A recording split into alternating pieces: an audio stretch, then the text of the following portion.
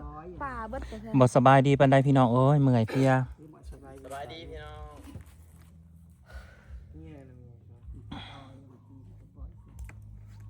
เมื่อยเพลียแล้วก็สิเฮ็ดทุกวิธีทาง มาจับกล้องสิลูก แม่บ่ได้ไปขึ้นไปผูกเปถึงต้นขาม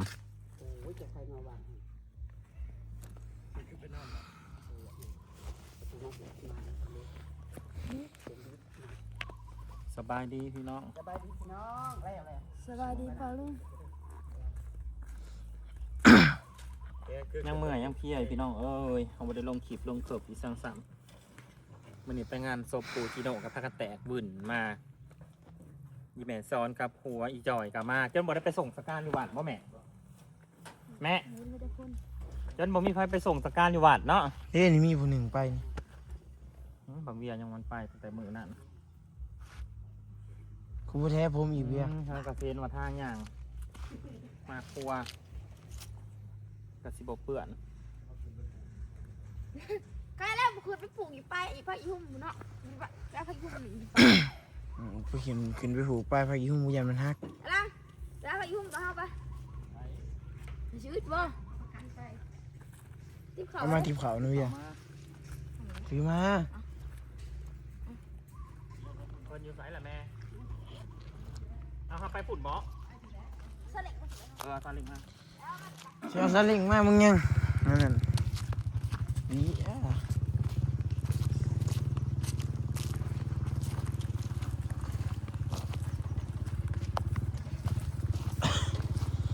ที่มาอันสูตรลดน้ำพี่น้องเอ้ย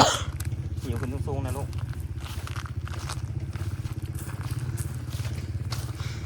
อยู่กุฏิ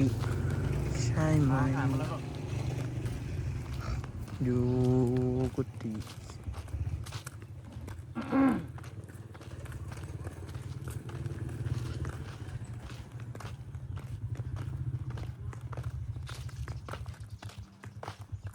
เอาน้ำมันจะลุ่มผมบอก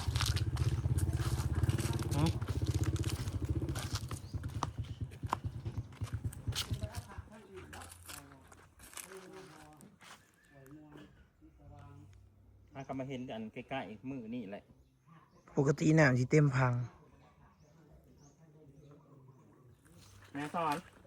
น้ำเลิกวะแม่ สมหัว ต่อกันยังบ่เทิง จุกพวกนั้น บ่เห็น จะกายแขนบรรกายลงสุดมันลง บ่เห็นรถ เลิกนี่เรา รถดุดลงกับเห็นหลัง บ่เห็นเลย รถจะดิ้นนั่น บ่เห็น เลิกนี่เรา นี่แม่ขึ้นแล้วบอนี่ เราขึ้นมาแล้ว ไม่ที่ทำกันนะครับ มุดหน้ามาเดินเลย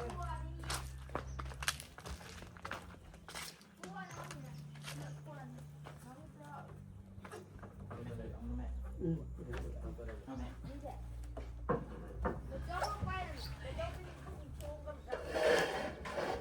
มานั่งนี่ตรงนี้ สบายดีพี่น้อง สวัสดีเป็นดังไก่หมูเลย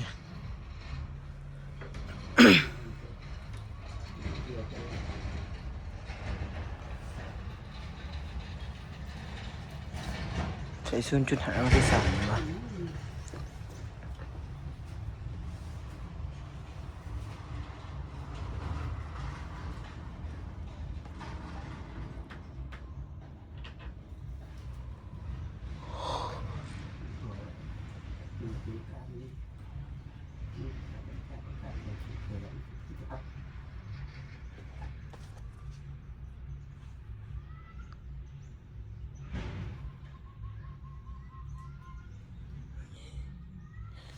นี่ช้อนบ่สบายดีก็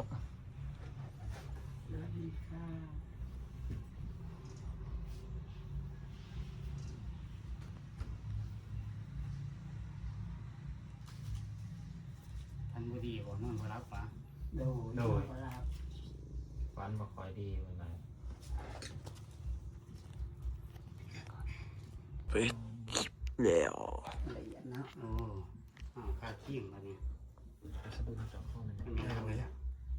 ตัวนี้ขึ้นมาเนาะ ท่านเนี่ยใช่ใช่ปืนนะ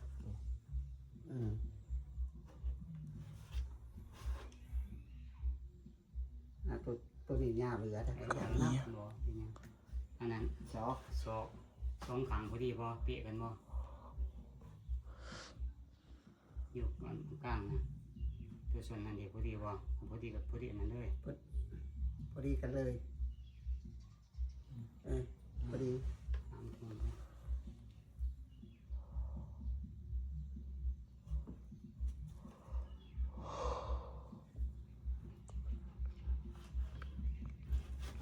ทำอะไรนะ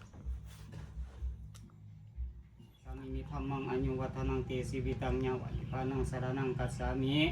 มีสังฆังอายุวัฒนังเตสิวิตังญาวะนิพพานังสรณังคัจฉามิมิทุติยัมปิพุทธังอายุวัฒนังเตสิวิตังญาวะนิพพานังสรณังคัจฉามิ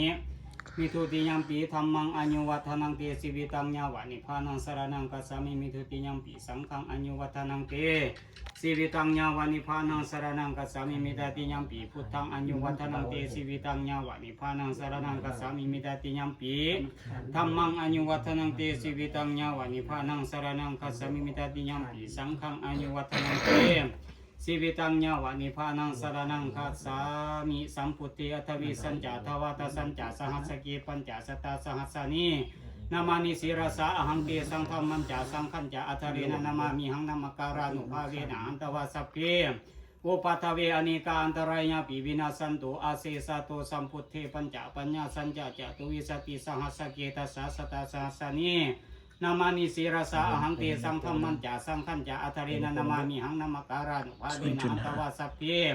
อุปัฏฐเวอเนกาอันตรายญาปิวินาสันตุอาเสสะโตสัมพุทเทนาวุตตราสติอัฏฐจตริสหัสสเกวิสติสตาสหัสสนี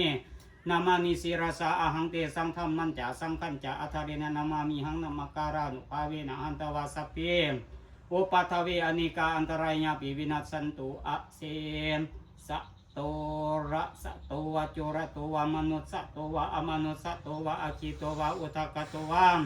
ปิสัจจโตวะคนุกโตวะกันทกโตวะนากันตาโตวะสนาปทารกโตวะอาสัทธมหาโตวะอาสัติติโตวะอาสาปุริสาโตวะจนะหติอาสานิกโคระกุโกระอาหิวิสิกามนิสปฏิปิอาสตาราสสุกรามหิสายกาลคาสติเหมนานาพญาโตวะนานาโรคโตวะนานาอุปาทวะโตวะอาราคังกันันโตปานิธานาโตปัฏญาตถาคตาสัตตสะปารามิโยตัสสะอุปปารามิโยตัสสะปารามัทธปารามิโยปัจจามหาปริจเขติโสจาริยาปัสสินาโสตินานาสันตุปัตตวาสเพรุขาอุปัสสมินตุเตนัตติมิสรนังอัญญังพุทโธมิสรนังวารังเอเตนะสะจาวาเสดะหุนตุเตไสยมังคารังนัตติมิสรนังอัญญังธัมโมมิสรนังวารังเอเตนะสะจาวาเสนะหุนตุเตไสยมังคารังนัตติมิสรนังอัญญังสังโฆมิสรนังวารังเอเตนะสะจาวาเสนาหุนตุเตไสยมังคารังยังกินจีรัตนังโลเกวิสาติวิวิธังพุทธรัตนะพุทธาลัสมังนาติตัสมาสุธิภวันตุเตยังกินจีรัตนังโลเกวิสาติวิวิธังพุทธรัตนะธรรมาลัสมังนาติตัสมาสุธิภวันตุเตยังกินจีรัตนังโลเกวิสาติวิวิธังพุทธรัตนะสังฆาลัสมังนาติตัสมาสุธิภาวันตุเตอธิอุนัสสาวิเศโยธรรมโมโรเกอนุตตโรสัพพสัตตาหิตถาญตังตวังคันหิเทวเตปริวเสรัสสะทันเดอมนุสเสหิปวเกพยังเขนะเขวิเศปุติอาการะมารานีนวะสัพพสัมมามารานามุตโตทัพเปตวะการะมาริตังตัดเสวะอนุภาเวนาหุนตุเทโวสุขีสัทธาสุทธาสีลังสมาทญาธรรมังสุจาริตังจาริตัดเสวะอนุภาเวนาหุนตุเทโวสุขีสัทธาริกิตังจินติตังปุสังธารนังวัจนังคารุงปริสังเทสนังสุตวะตัสสะอายุปวัฏฐาติติอิมัตสมิงมุงคุณจักรวาลทั้ง8ทิศประสิทธิจงลงมาเป็นกำแพงแก้วทั้ง7สันอ้อมรอบขอบขันธเสมนาเขเตสมันทาสัตโยสนะสัตตสหัสสามีพุทธาสารมณีเขเตรักขันตุ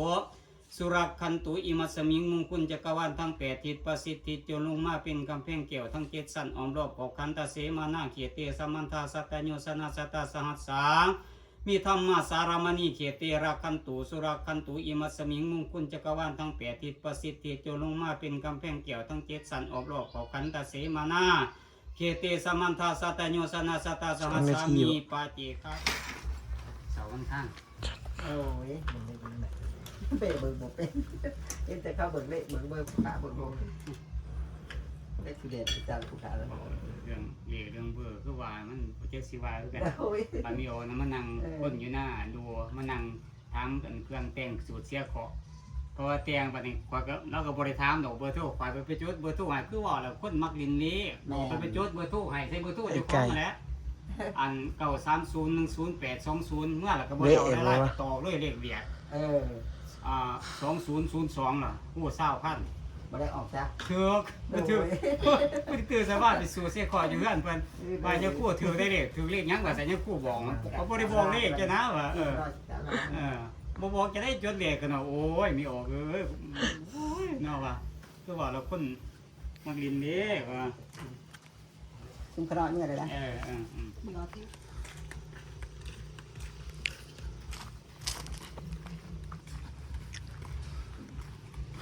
สวัสดีเวิร์นดี จะไม่ใช่แหลกกับตามันมีตีนกับแหลกกับตาจะมาแหลกหรอ ปะมาครับเบียร์ แล้วจอดแล้วยังไม่เห็นปอด เจ้าเสื้อน่ะเซตติ้งให้เนี่ยแล้ว ไม่ดีเลย เป็นหลุด ใช่ไหม ว่าแป้งอย่างหมดเลยค่ะ มันเมื่อยๆเพลียๆพี่น้องเอ้ย ไม่ดูคนเดียวตัว อย่าให้มันเพื่อนได้เมื่อยๆเพลียๆอยู่ไว้กันยังวะมึงก็เบิ่งจังหวะโหลดตีบอลมันสิเต้นนะ นี่ก็ได้ ขอบคุณทุกคนที่ติดตามขอบคุณหลายๆ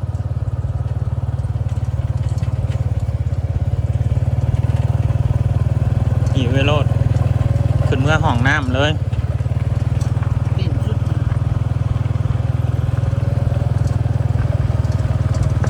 ขั้นเหือออกเลยไข้แหน่ก็จังหวะบ่ได้เมื่อยปันใดมันพออยู่ซื่อๆแล้วเหือบ่ออกเลยเมื่อยสะวอยจะเป็นจังไดวะซ้ำนี่เด้อพี่น้อง